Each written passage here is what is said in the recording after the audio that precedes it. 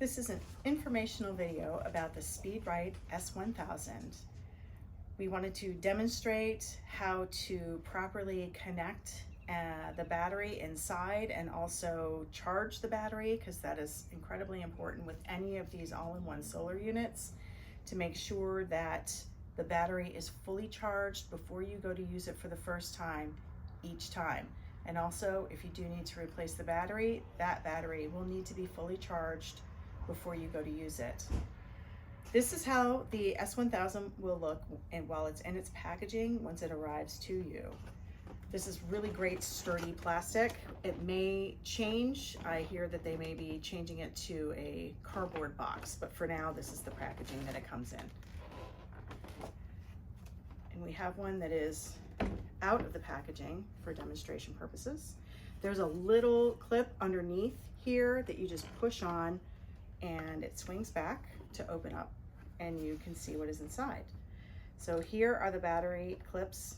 So you want to attach the black one to the black top of the battery, make sure it's on there good. And you also want to take the one that's red and clip it to the red top. As you can see too, the fence leads are inside the fence energizer when it comes to you. So once that is connected, we can close the energizer and it's got a clicking noise once you know that it is closed properly. So then this is the off position here where it is the black or open circle. You would want to leave it in the sun for 3 days to make sure that that battery is fully charged. If you do have a trickle charger, you can also attach the battery that is in there to the trickle charger and let it charge. It typically takes overnight to get it fully charged. But if you're just gonna do it this way with the battery inside the Energizer, it is recommended that you let it sit in the sun for 3 days to make sure that the battery is fully charged. So for connecting the fence leads, on the back of the Energizer, there are a couple of gray knobs. The red one in the top is going to be the fence lead for the hot wire on your Energizer.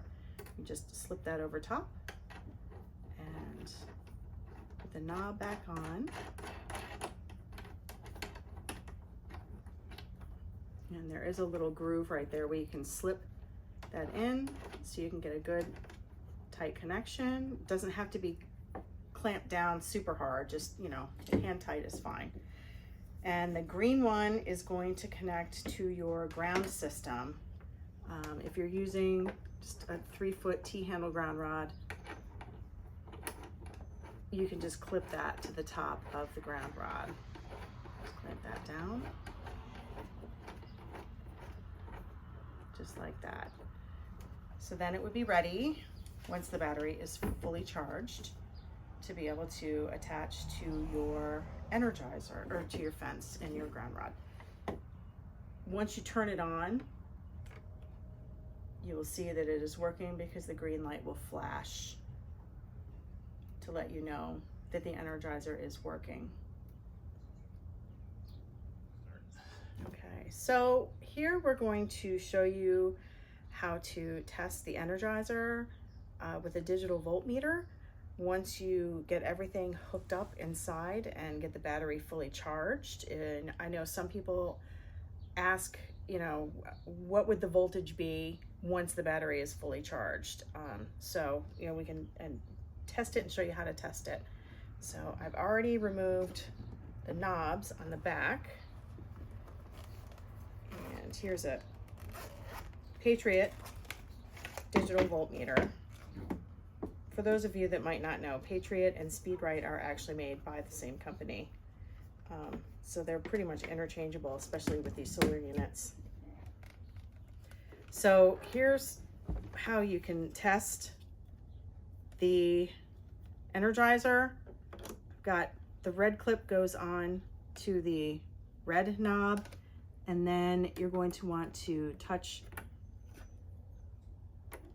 the ground probe onto that knob, the green knob, and then turn it on and then it'll come up. This is getting 9.8 kilovolts, so that would be 9,800 volts.